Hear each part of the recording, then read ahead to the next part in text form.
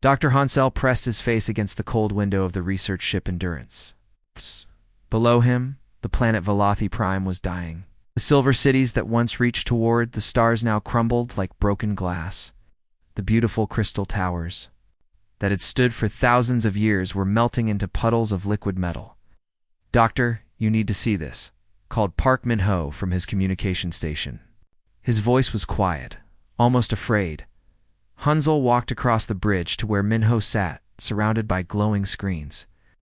Captain Lee Borum stood behind him, her hands clasped tightly behind her back. She had been watching the destruction for 3 days now, and Hansel could see the strain in her eyes. "What is it?" Hansel asked. Min-ho pointed to his main screen. "I am picking up the final transmission from the surface. The last Velothi city is about to fall." The screen flickered to life. A tall, crystal-like being appeared. Its body was made of what looked like living silver, with geometric patterns that pulsed with soft light. This was Commander Thatnine, the last leader of the Velothi people. "Greetings, humans of the ship Endurance," the being said. Its voice sounded like wind, chimes in a gentle breeze. "We thank you for witnessing our final moments. We have calculated that our species will cease to exist in approximately 47 minutes and 32 seconds. Hansel felt his throat tighten. "Can we help them somehow?" Captain Bjarm shook her head. "The cosmic plague affects only silicon-based life forms. There's nothing we can do." On the screen, Commander Thatnine continued speaking. "We wish to express our gratitude for the 4,847 years of existence we have enjoyed in this universe. We have contributed 2,384 technological innovations to galactic civilization. We have explored 127 star systems.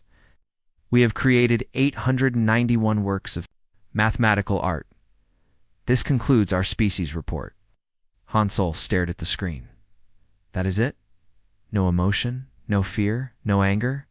"They are different from us," Bjarm said softly. "They process the end of their existence like we might process a weather report." The transmission continued. Behind Commander Thatnine, Hansel could see other Velothi beings simply standing in neat rows. They were not running. They were not crying. They were not fighting. They just stood there, waiting to die. "We will now enter our final meditation," Thatnine announced. "Thank you for your attention." The screen went dark. Min-ho stared at his instruments. "I am still reading life signs, but they are fading fast." Hansel turned away from the screens and walked to the large observation window. Through the reinforced glass, he could see the planet's surface far below. Bright flashes of light marked where each city disappeared forever. Each flash meant thousands of beings were gone. "Sir," called a voice from behind him. Hansel turned to see Kim So-young, the ship's engineer. She was young, maybe 25 years old, with short black hair and clever eyes that usually sparkled with curiosity. But now those eyes were red and filled with tears. "I was monitoring the surface scanners," So-young said, her voice breaking. "I saw a Velothi child. It was just standing there as its body started to dissolve. It did not even try to run." Tears rolled down So-young's cheeks. She wiped them away with the back of her hand, but more came. How can they just accept this? How can they watch their children die and feel nothing? Captain Borum put a gentle hand on So-young's shoulder. "They feel things differently than we do. What looks like acceptance to us might be their form of courage. But they are not even trying to save themselves." So-young sobbed. "If this was Earth, if this was happening to humans, we would be fighting until the very last second. We would be screaming and crying and trying everything possible to survive." Hansel nodded slowly. He had studied dozens of alien species in his career, but he had never seen anything like this.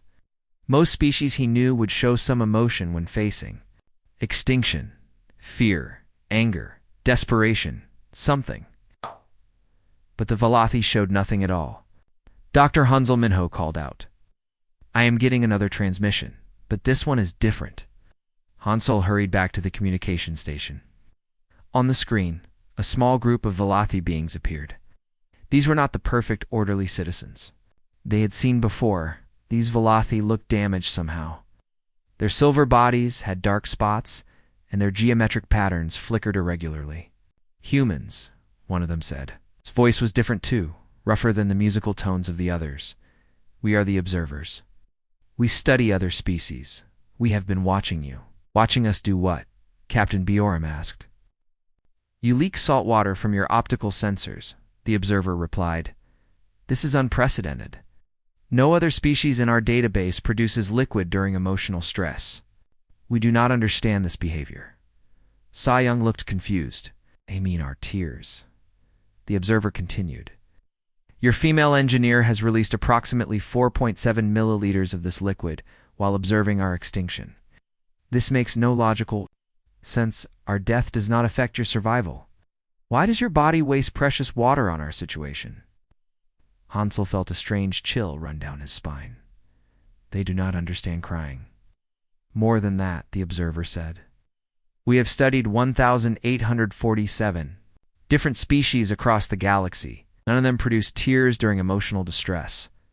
This appears to be unique to humans." Captain Borum stepped forward.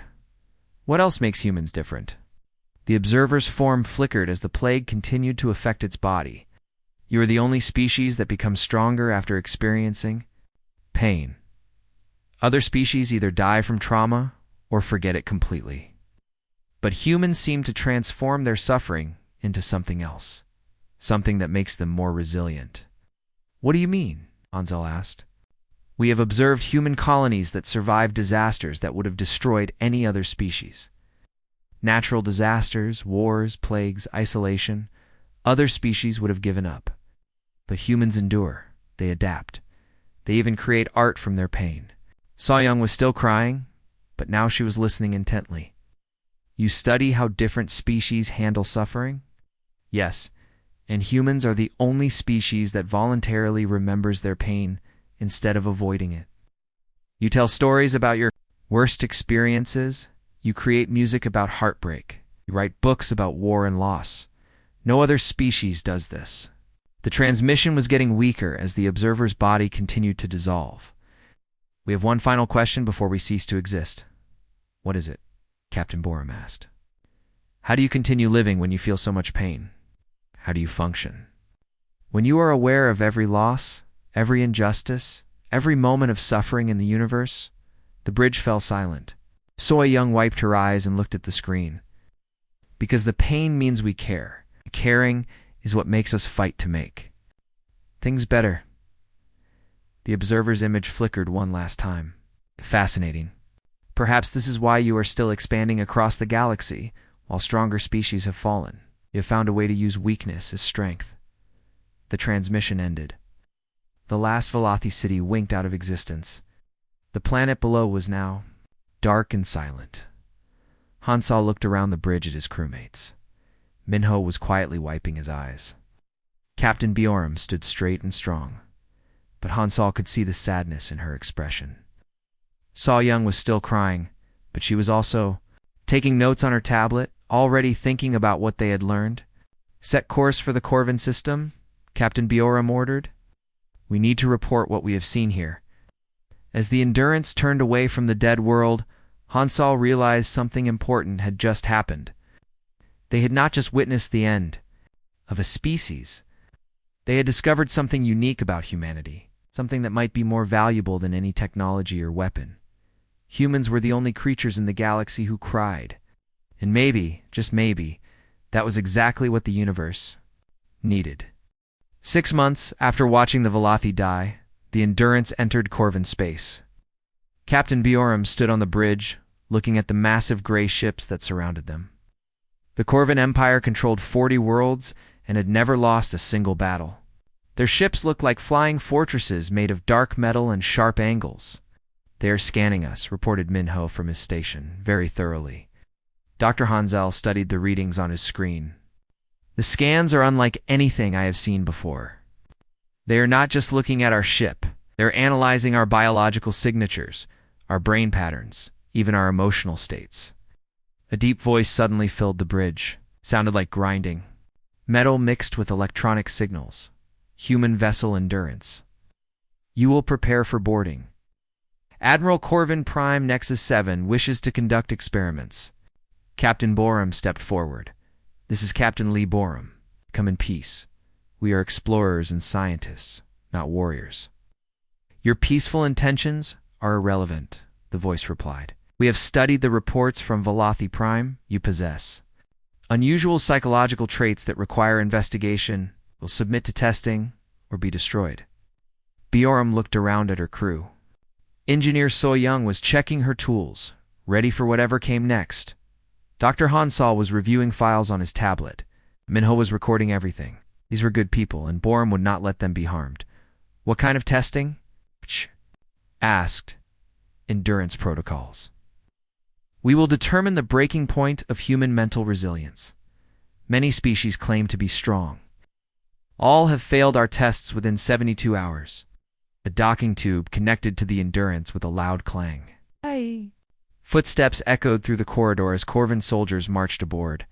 They were tall beings with gray skin that looked like stone. Their faces had no expression at all. They wore black armor that covered their entire bodies, except for their glowing red eyes. Admiral Nexus 7 entered the bridge. He was larger than the others, with silver markings on his armor. When he spoke, his mouth did not move. The words came from a device on his chest. Humans, he said, looking at each crew member. You are small, you are weak, your bodies are soft, and easily damaged. Yet you claim to have endurance beyond other species. We will test this claim. What happens if we refuse? Captain Borum asked. Refusal is not possible. We have disabled your engines. Your weapons are primitive compared to ours. You have two choices. Submit to testing, or watch your crew die one by one until you agree. Borum felt anger rising in her chest, but she kept her voice calm. What exactly do these tests involve? 3 trials, Nexus 7 replied. Isolation, pain, and memory erasure. Most species break during the first trial. The few that survive the second trial always surrender during the third. You will choose 3 volunteers, or we will choose for you. Before Borum could respond, Choi Daeho stepped forward. He was the ship's security officer, a quiet man in his 30s who rarely spoke unless necessary. I volunteer for the first trial. Daeho, no, So Young whispered. Someone has to do it, Daeho said simply. Better me than someone else. Dr. Kang Ji-woo, the ship's psychologist, also stepped forward. I will take the second trial. Admiral Nexus 7 studied both men with his glowing eyes. Acceptable. The isolation chamber will test mental endurance. The pain protocols will test physical and psychological limits. Who volunteers for memory erasure? The bridge fell silent. Everyone knew that memory erasure meant losing everything that made a person. Who they were. It was like dying while staying alive. Chief Medical Officer Dr. Shin Hai-jin slowly raised her hand. I will do it. T-jin, please reconsider, Captain Borum said. We do not know if the process can be reversed. That is exactly why I must. Do it, Hai-jin replied. As Chief Medical Officer, I am the most qualified to understand what happens during the procedure. My observations might help us learn something valuable. Admiral Nexus 7 made a sound that might have been approval. The volunteers will be taken to the testing facility. The rest of your crew will observe and record. You may not interfere with the trials under any circumstances.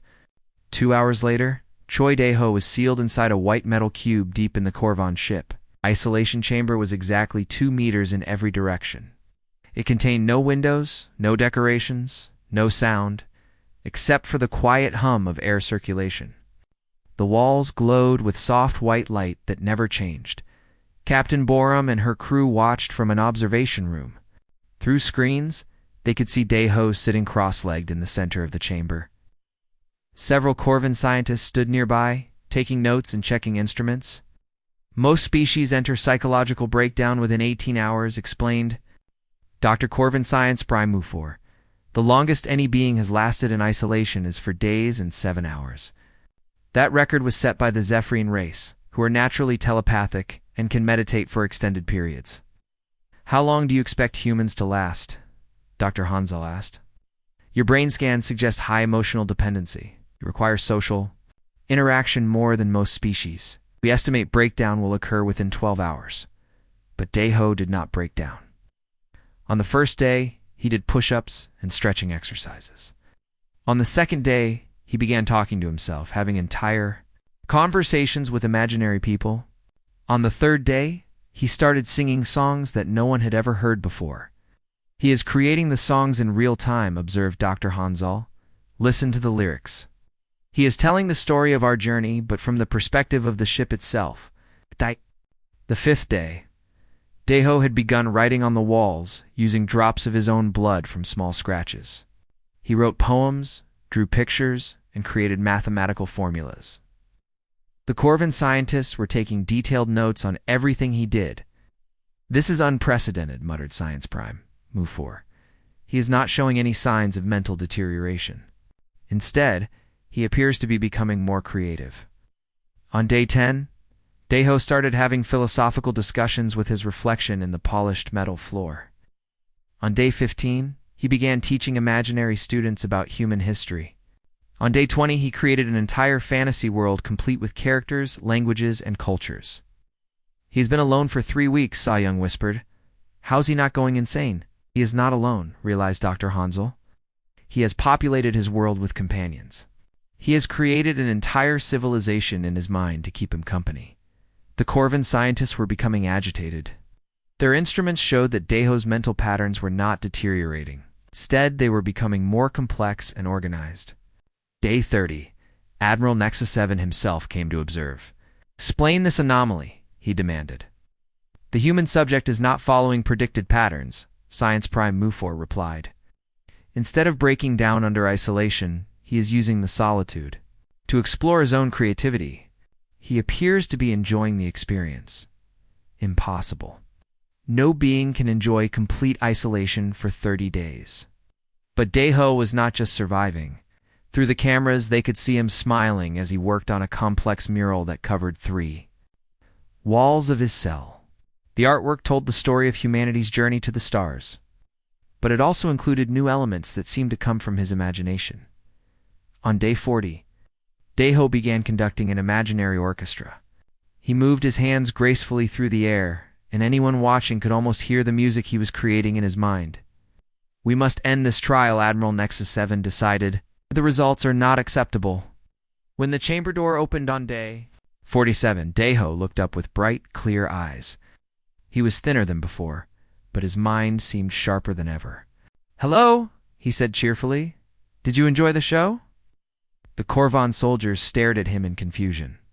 This man had been completely alone for almost 7 weeks, yet he seemed healthier and happier than when he went in. How did you survive, Admiral? Nexus 7 asked. Daeho stretched his arms and smiled. I was not surviving. I was living. Do you want to hear about the stories I created, or would you prefer to see my artwork? Security Chief Yoon Hana, who had been watching from the observation room, spoke up. Admiral, I think you misunderstand something about humans. We do not see isolation as punishment. We see it as opportunity. Opportunity for what? To explore the universe inside our own minds. Every human carries entire worlds of imagination, memory, and creativity. When you put us alone, you do not take away our companions. You give us the chance to meet all the people we have never had time to create. Admiral Nexus 7 stared at Daeho, who was now humming one of the songs he had composed during his isolation. For the first time since the trials began, the Corvan leader seemed uncertain. Prepare the second trial, he ordered. Perhaps pain will succeed where isolation has failed. But as Dr. Kong Giwu was led to the pain chambers, Captain Bioram wondered. If the Corvans truly understood what they were testing, they thought they were finding human breaking points. Instead, they might be discovering that humans did not break the same way other species did. They bent, they adapted, they found strength in the strangest places, and sometimes they even found joy. Dr. Kong Jiwoo was led into a chamber that looked like a medical room from a nightmare. Metal tables with restraints lined the walls. Strange devices with blinking lights hung from the ceiling. The air smelled of antiseptic and something else that Jiwoo could not identify. The second trial will test your response to physical discomfort, announced Dr. Corvin, pain specialist. Zeta 12. He was shorter than Admiral Nexus 7, but his red eyes glowed brighter. We will apply increasing levels of pain until you surrender, or lose consciousness. Guel was strapped to a metal table. Electrodes were attached to his arms and legs. The Corvin scientist activated the first device. A sharp, burning sensation spread through Giwu's left arm in the observation room. The human crew watched their colleague's face twist with pain. Captain Bioram clenched her fists. Engineer So Young turned away from the screen. All level 1 pain. Applied, reported Zeta 12. Subject shows expected response. Increasing to level 2. The burning sensation doubled. Jiwoo gritted his teeth, but did not make a sound. Sweat beaded on his forehead. Interesting, muttered the Corvin scientist. Most species vocalize at level 2, increasing to level 3. Pain became like fire running through Gus' veins. His body shook against the restraints. But instead of screaming, he began to speak. Are you experiencing stress from administering this pain? Jui asked, through gritted teeth. Zeta 212 paused. What did you say? Your breathing patterns have changed. Your hands are shaking slightly. This procedure is causing you psychological disturbance. The Corvin scientist looked down at his hands. They were indeed trembling. This is irrelevant. We continue with level 4. The pain increased again.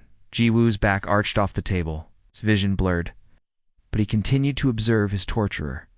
With the trained eye of a psychologist, you have done this to many species, Jiwoo said between gasps. How many beings have you hurt in the name of science? Silence, Zeta 12 ordered. Level 5. The pain was now beyond anything Jiwoo had ever experienced. It felt like every nerve in his body was on fire. But through the agony, he noticed something important. You are suffering too, he whispered. I can see it in your posture. This hurts. You almost as much as it hurts me? Zetatov stopped the procedure. He stared at the human strapped to his table. Should be begging for mercy.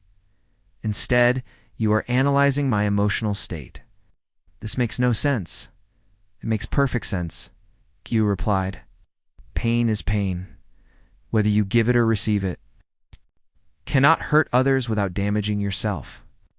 In the observation room, Security Chief Hana was taking notes. Look at the Corvan's biometric readings, she told Dr. Hansel. His stress levels are almost as high as GUO's. That is impossible, said Science Prime Ufer. Zeta 12 has conducted thousands of pain experiments. He should be immune to emotional distress. But the readings did not lie. The Corvin scientist was indeed suffering. And Jiwoo had noticed it even while being tortured. Level 6, Zeta 12 announced. But his voice lacked conviction. The pain was now at the edge of what a human body could endure. Jiwoo's heart rate spiked dangerously. His muscles convulsed. But he kept talking. What is your real name? He asked. Zeta-12. Hesitated. I am designated pain specialist Zeta 12. That is not a name. That is a job title. What did your parents call you when you were young? Corvins do not have parents in the way humans understand. We are created in genetic laboratories. But someone must have cared for you when you were small. Someone must have taught you to speak, to think, to understand the world. Zeta 12's hands stopped moving toward the pain controls. Why do you ask these questions while experiencing level 6 discomfort? Because you are in pain too, and I want to help. The Corvin scientist stepped back from the table. You want to help me? I am torturing you. Yes, Jiwoo said simply. That is what humans do. We help others, even when they hurt us. Admiral Nexus 7's voice boomed through the speakers. Continue. The procedure, Zeta 12. We must reach the human breaking point. But Zeta 12 was staring at Jiwoo with something that looked almost like wonder. In 4,847 previous experiments, no subject has ever expressed concern for my well-being. Maybe that is the problem, Jiwoo suggested. Maybe you have been breaking the wrong thing all along. Zeta 12 slowly turned off the pain devices. Oh. Giwoo slumped against the restraints, breathing heavily, but still conscious. The subject has Not surrendered, Zeta 12 reported, but I cannot continue. Demanded Admiral Nexus 7, because he is correct. This procedure is causing me significant psychological damage. I request reassignment to a different research project.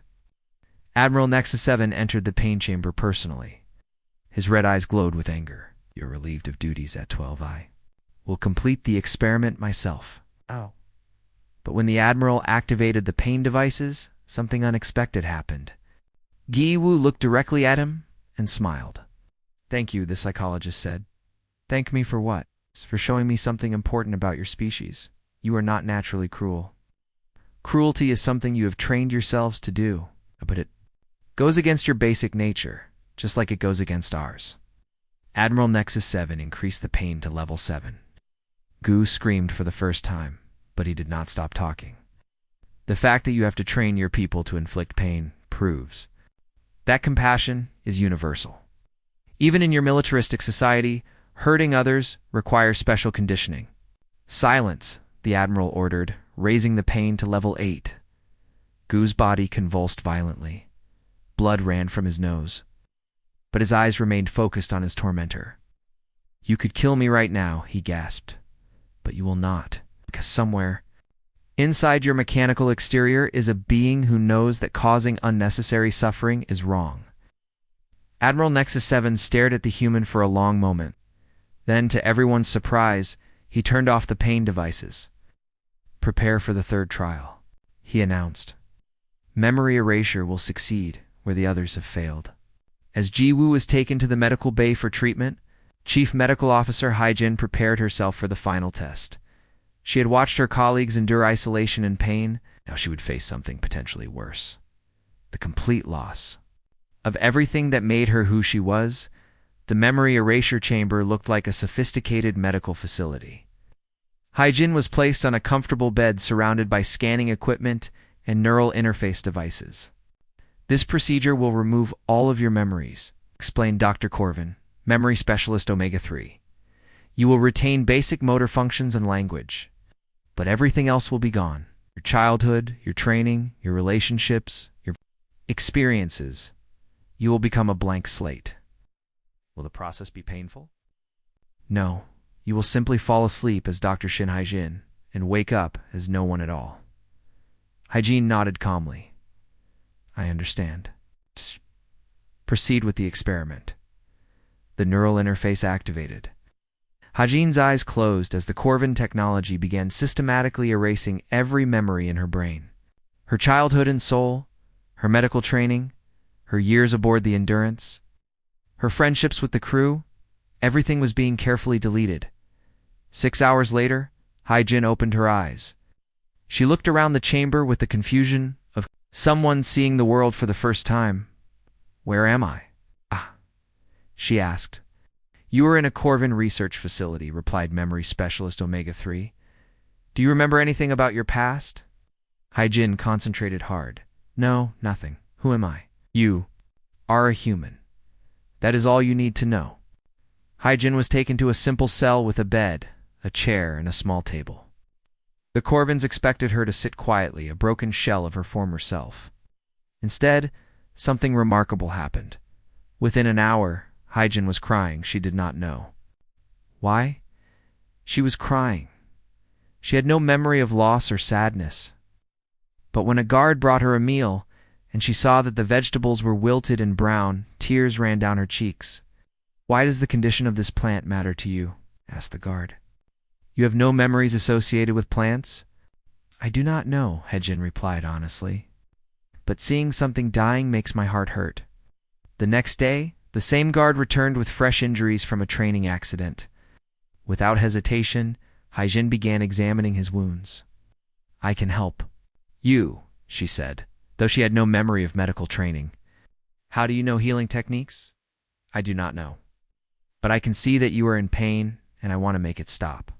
Using instincts she could not explain, Haijin began treating the guard's injuries with supplies from her cell. Her hands moved with practiced skill, as if her body remembered what her mind had forgotten. In the observation room, pilot Nam Tae-woo was recording everything. Look at this, he told Captain Biorum. She has no memories, but she is still fundamentally Human. What do you mean? She still feels empathy. She still wants to help others.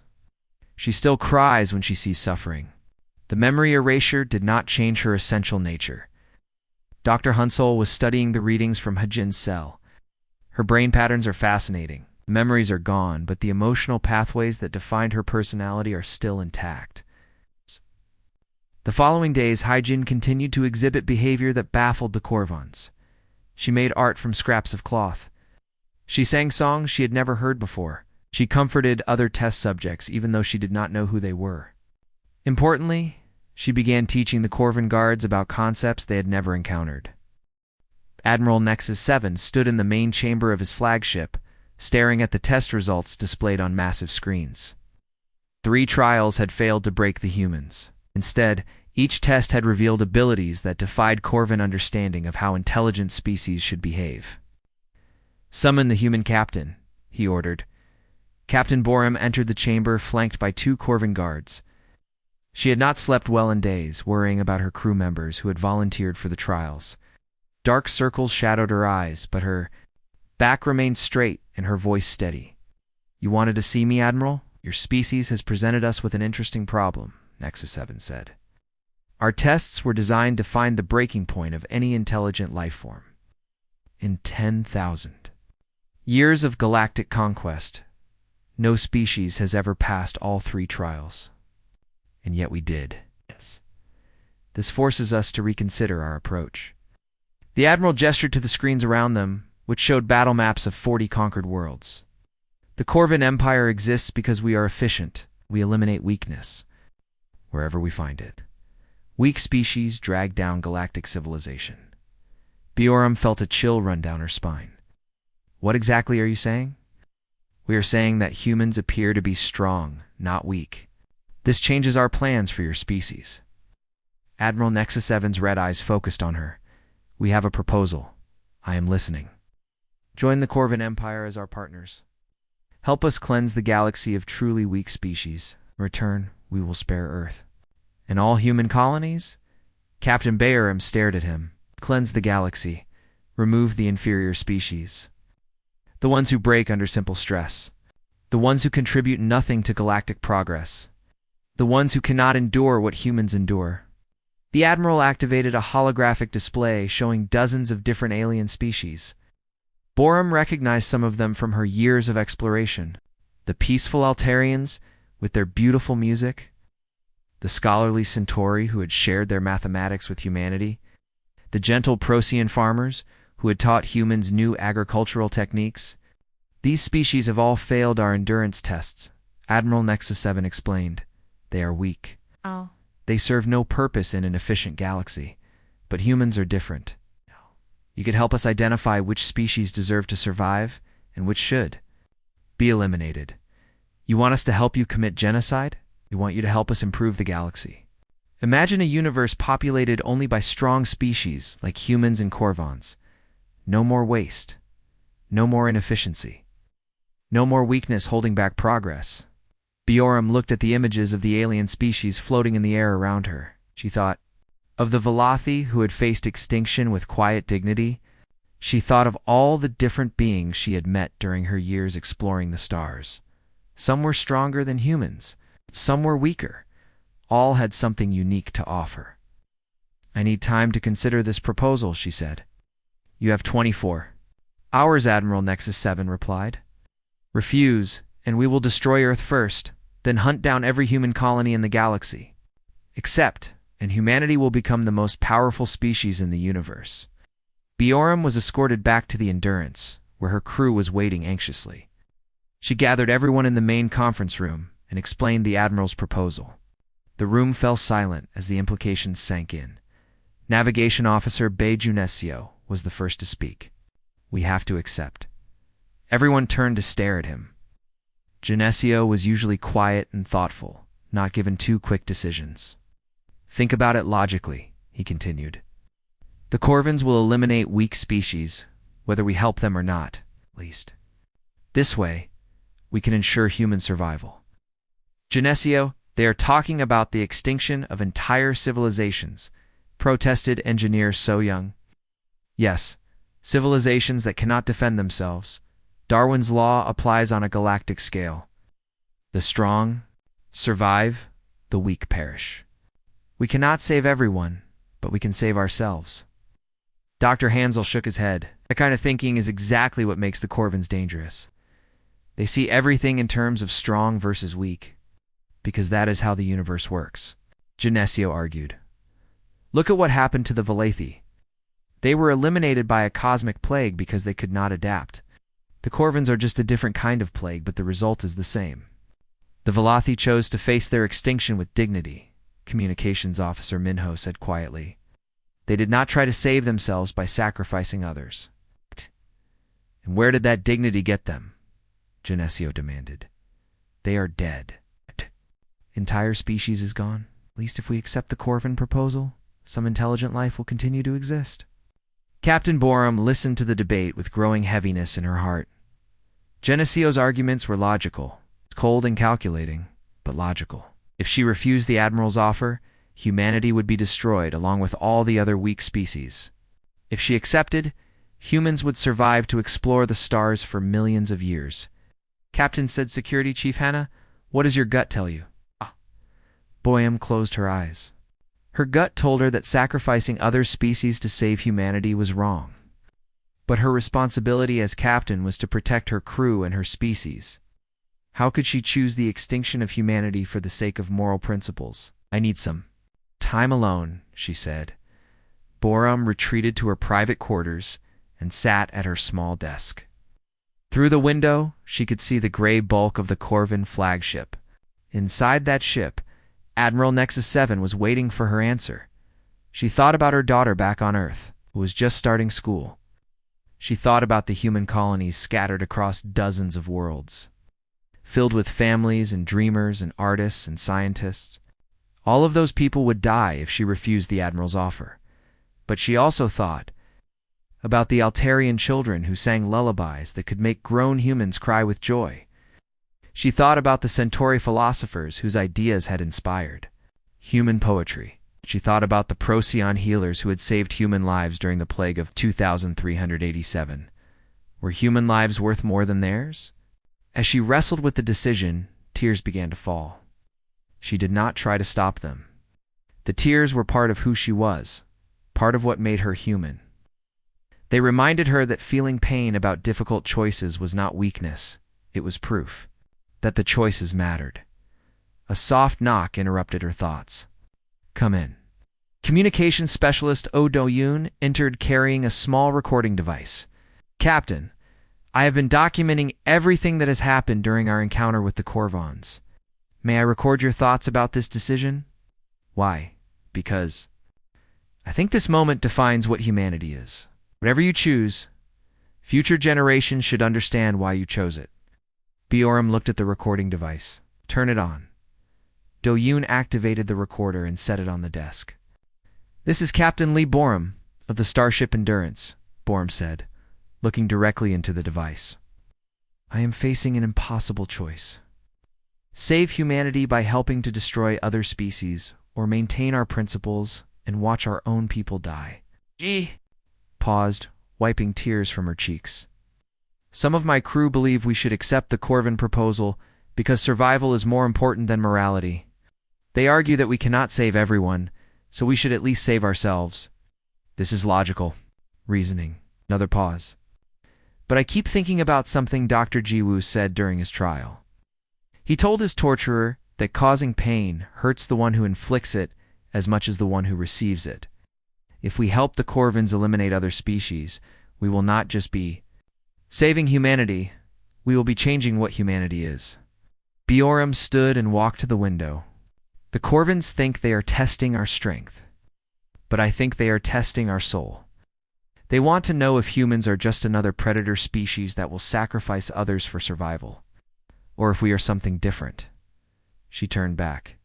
To the recorder, I have made my decision. Tomorrow, I will give Admiral Nexus 7 my answer. But first, I want to talk to my crew one more time. Because whatever we choose together. Do-yoon stopped the recording. Captain, what are you going to tell the Admiral? Bioram looked out at the Corvin ships surrounding them. I am going to tell him something that I think will surprise him, something that might change how he sees the universe. What?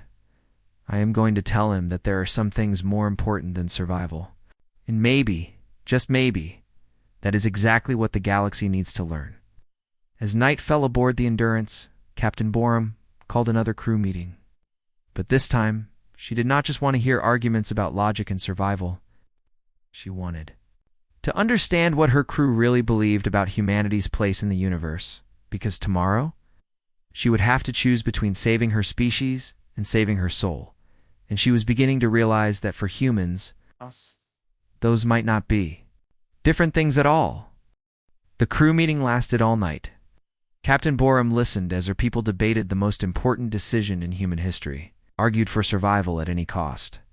Others insisted that helping genocide would destroy humanity's soul. As dawn approached on the Corvin homeworld visible through the viewport, Borum had heard enough. I have made my choice, she announced. But before I tell Admiral Nexus 7, I want to try something. Dr. Hansel looked up from his notes. What do you mean? I want to run an experiment of our own? Dayun, can you patch me through to the Corvin? Ship Communications Specialist Dayun nodded and activated the transmitter. Channel open, Captain. Admiral Nexus 7. This is Captain Borum. I request a private meeting before I give you my answer. The Admiral's mechanical voice crackled through the speakers. You have 3 hours remaining. State your answer now. I need to ask you something first, something that might change both of our perspectives. There was a long pause. Very well. You may come aboard. An hour later, Bioram sat across from Admiral Nexus 7 in his private office. The room was stark and functional, with no decorations except for holographic battle displays showing the Corvin. Empire's conquests. Ask your question, the Admiral said.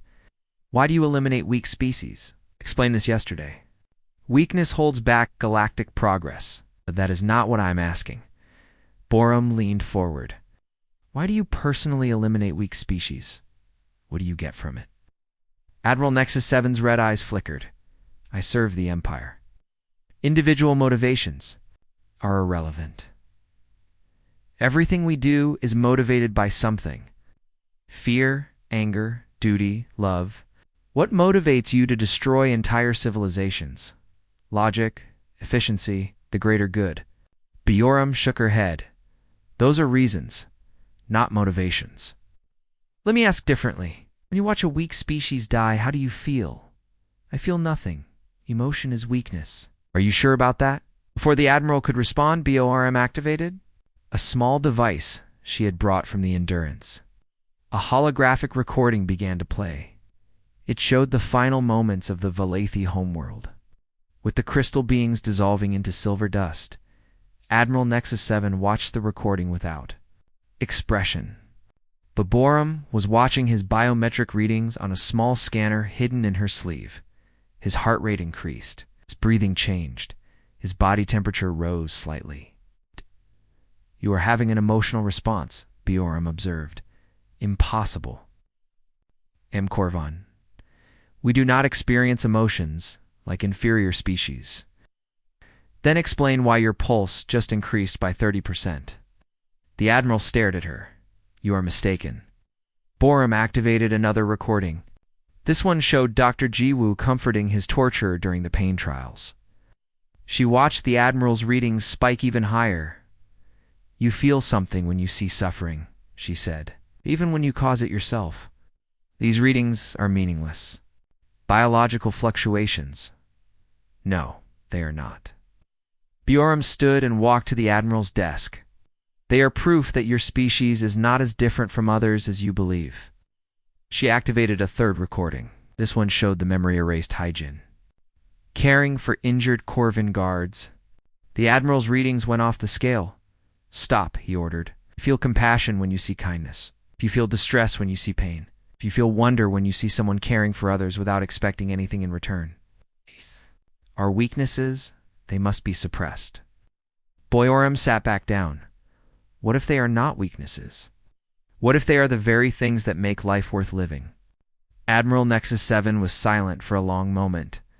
When he spoke, his voice was quieter than before. The Corvin Empire has conquered 40 worlds. We have eliminated 17 species. We are the most powerful civilization in the galaxy. And are you happy? The question seemed to surprise him. Happiness is irrelevant, is it? When was the last time you created something beautiful? When did you last help someone without expecting a reward? When did you last feel joy just from being alive? Things serve no purpose. Then why are you studying humans so intensely? The Admiral's red eyes fixed on her. To understand your weaknesses? No. Borum pulled out her scanner and showed him the readings. You are studying us because we have something you lost. Something you want back? What are you implying? I am implying that the Corvin Empire is dying. Admiral Nexus 7 stood abruptly. Our empire grows stronger every day. Your empire grows larger, but your people grow weaker. When was the last time a Corvin invented something new? When did your species last create art or music or poetry?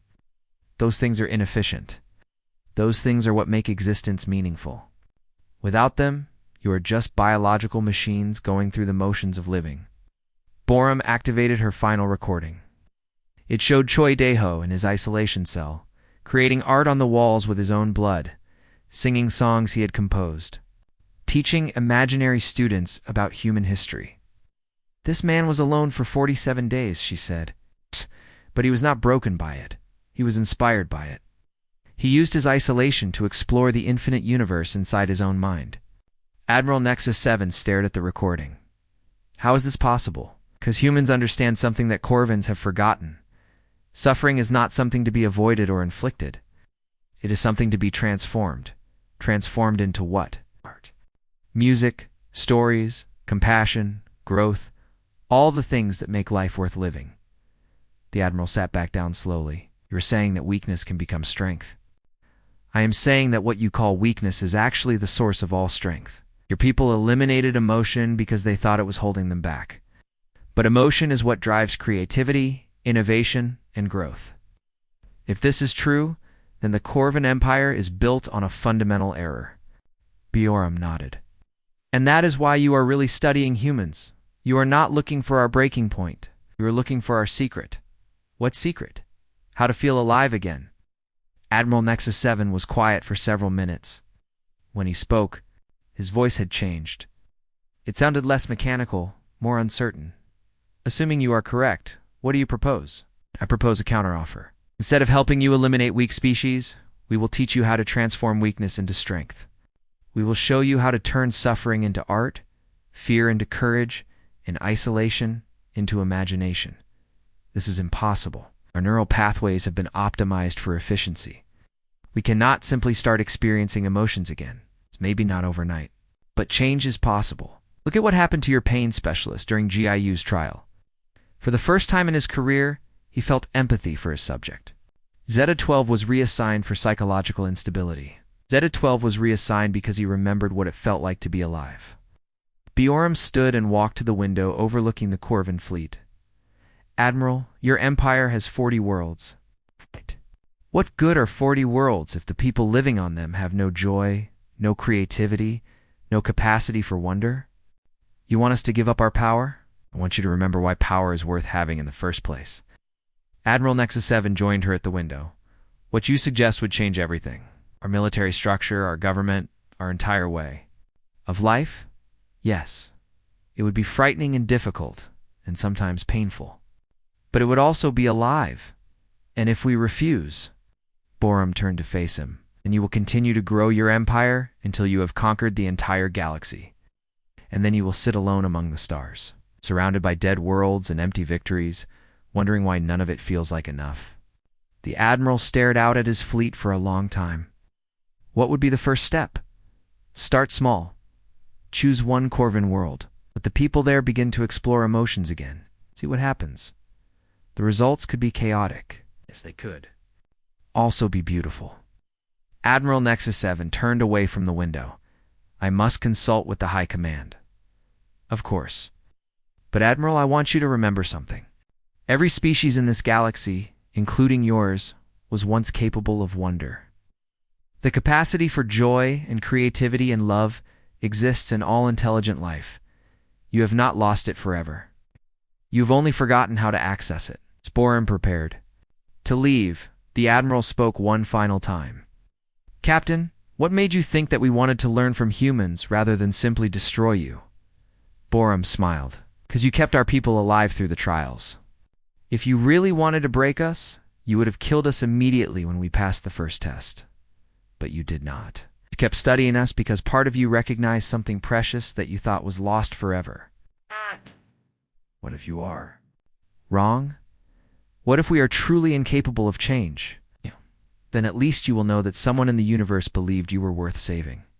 As Captain Bjorn returned to the Endurance, she carried with her the hope that humanity's greatest strength was not their ability to endure suffering, but their ability to help others transform pain into something beautiful. The real test was about to begin.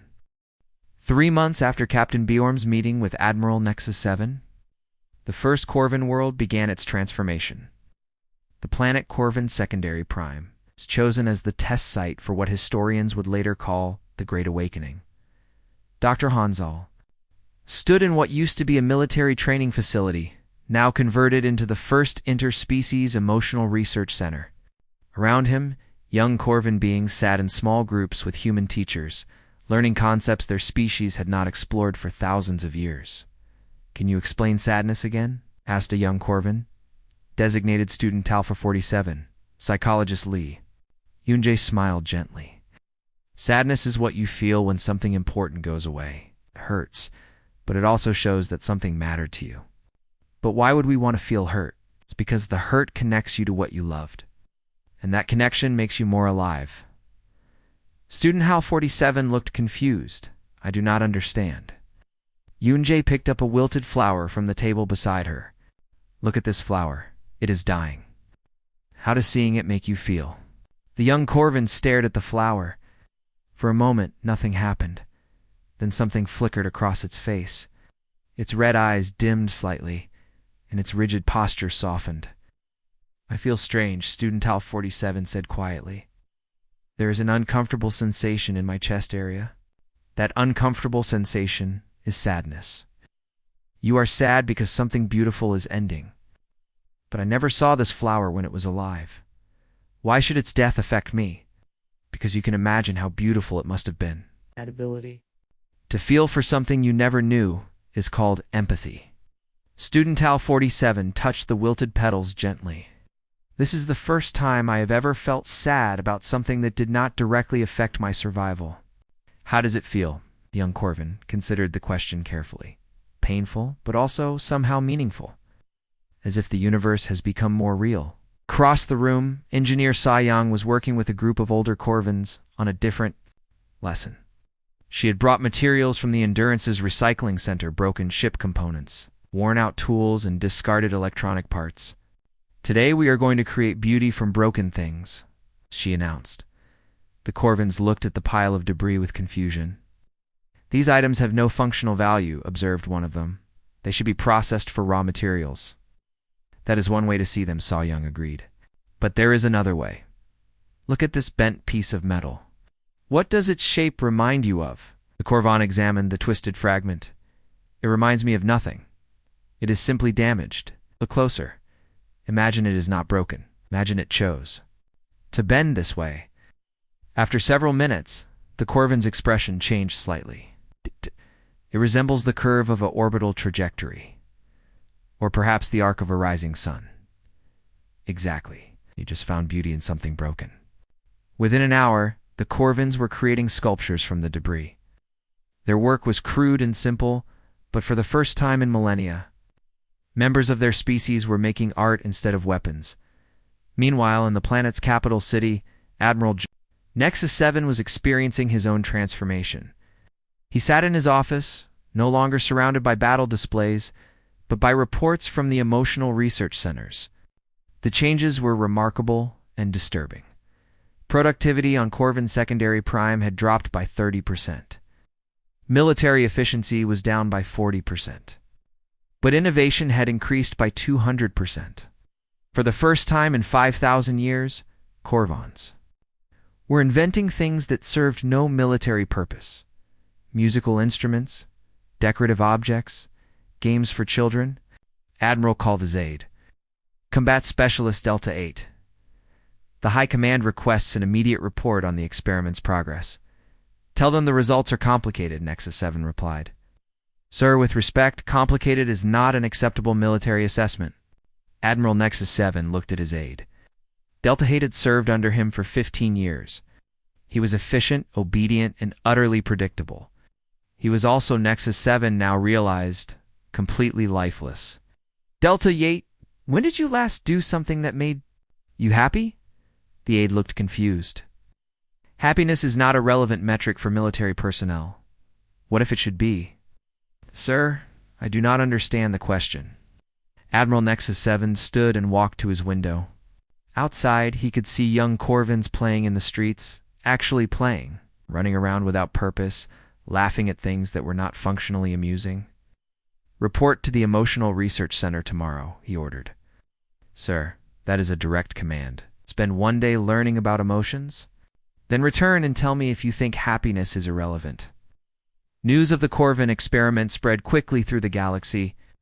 Representatives from hundreds of species requested permission to visit and observe. The Endurance, now serving as a mobile embassy, carried teachers and observers between worlds. Captain Borum stood on the bridge, reading reports from across known space. The results were extraordinary. Captain, called Minho from his communication station. We are receiving a transmission from the Altarian homeworld. Screen activated to show Elder Altarian songkeeper Melody of Stars. Her musical voice filled the bridge. Captain Borum, we have heard of the human teaching methods. 3 of our young ones have learned to transform their sadness into songs more beautiful than any in our history. That is wonderful news, Borum replied. We wish to establish an exchange program. Our musicians will teach humans the deep harmonies of emotional expression. In return, your people will teach us the strength that comes from enduring pain. Requests came from dozens of worlds. The scholarly Centauri wanted to learn how humans turned failure into learning opportunities. The peaceful Procyon sought to understand how humans found hope in hopeless situations. But the most significant change was happening among the Corvins themselves. On Corvin's secondary prime, Student Tal 47 had progressed far beyond simple sadness. Under Yunjae's guidance, the young being had learned to experience wonder, joy, and even love. More importantly, it had learned to create. Teacher Yunjae, Student Tal 47, said one day, I have composed something. What kind of composition? I am not sure what to call it. It is a series of sounds arranged in patterns that express how I feel about learning to feel. Student Alpha 47 began to vocalize a series of tones. The sounds were unlike anything Yunja had ever heard, not quite music, not quite language, but something entirely new. Other Corvins in the room stopped what they were doing to listen. As the composition continued, something remarkable happened. Several of the listening Corvins began to leak fluid from their optical sensors. Teacher, one of them whispered, what is happening to us? Yunjae smiled through her own tears. You are crying. You're feeling so moved by beauty that your bodies are expressing emotion physically. But we are Corvin. We do not produce tears, apparently. You do now. Sound of Corvin beings crying for the first time in their species. History was recorded by communications specialist Dayun. The recording was transmitted throughout the galaxy, and within days. Similar sounds were being reported from other Corvin worlds. The transformation was spreading, 6 months after the first Emotional Research Center opened. Admiral Nexus 7 requested another meeting with Captain Borum. This time, they met on neutral ground, a space station that had been converted into a gallery showcasing art from species across the galaxy. Captain, the Admiral said, I have something to show you. He led her to a section of the gallery that had not been there during her last visit. The walls were covered with Corvin artwork, sculptures made from recycled weapons, paintings that expressed emotions in geometric patterns, and musical compositions that combined traditional Corvin efficiency with newfound emotional depth. This is incredible, Bjorn said. People have learned to create beauty. More than that, Admiral Nexus 7 replied. We've learned why beauty matters. They stopped in front of a large sculpture created by Student Alpha 47. It was made entirely from fragments of destroyed ships, both Corvon vessels and ships from species the Empire had conquered. But instead of representing war and destruction, the sculpture somehow conveyed hope and renewal. What will happen to the Corvan Empire now? Borum asked. Admiral Nexus 7 was quiet for a moment. The Empire as it existed is ending. We can know. Longer conquer worlds filled with beings we now understand are capable of wonder and growth. And what will replace it? Something new. Confederation, perhaps. A collection of worlds working together to explore what it means to be truly alive. As they walked through the gallery, Borum noticed that Admiral Nexus 7's movements had changed. His rigid military posture had softened. His mechanical speech patterns had become more natural. Most remarkably, his red eyes now showed subtle variations in brightness that seemed to reflect his emotional states. Admiral, may I ask you a personal question? Of course, are you happy? The Admiral stopped walking and considered the question. It is more difficult than I expected, but also more rewarding. What is the hardest part? Accepting that I spent so many years causing pain instead of preventing it? The guilt is sometimes overwhelming. And the best part, for the first time? Since Borum had known him, Admiral Nexus 7 smiled. It was a small smile, tentative and uncertain, but unmistakably genuine. Yesterday, I watched a group of Corvan children play a game they had invented themselves. They were laughing and running and completely absorbed in their joy. I realized that in all my years of conquering worlds, I had never seen anything as beautiful as those children at play. That feeling you had while watching them, that is what makes life worth living. Yes, and it is what your species taught us to find again. As they reached the end of the gallery, Borum saw a final display that took her breath away. It was a simple plaque made of crystal from the ruins of the Velothi homeworld. Carved into its surface in multiple languages were the words, "No other. Creature cries like us, none endure like we do." Below the inscription was a smaller line of text, but in learning to cry together, we learn to endure together. The Velothi may be gone, Admiral Nexus 7 said softly, but their sacrifice taught us something invaluable. They showed us that facing the end with dignity is important. But your species showed us something even more important, that we do not have to face the end alone. Captain Borum smiled through tears that she no longer felt ashamed of. Across the galaxy, beings of dozens of species were learning that tears were not a sign of weakness, but a sign of connection. They were learning that endurance was not just about surviving hardship, but about transforming that hardship into wisdom, compassion, and hope. The universe had learned to cry, and crying together, it had learned to heal. As the Endurance prepared to depart for its next mission, Borum made a final log entry. Personal log, Captain Lee Borum. We came to the Corvan Empire expecting to be tested. Instead, we became teachers. Thought our tears made us weak. Instead, they made us healers. The galaxy is a different place now, not because humans conquered it, but because we helped it remember how to feel alive. She looked out at the stars, each one representing countless worlds where beings were learning to transform their pain into beauty, their isolation into connection, their fear into courage. No other creature cries like us, she whispered. None. Endure like we do, but now, none of us have to endure alone. The Endurance turned toward home, carrying with it the knowledge that humanity's greatest gift to the universe is not their strength or their technology or their endurance. It was their tears.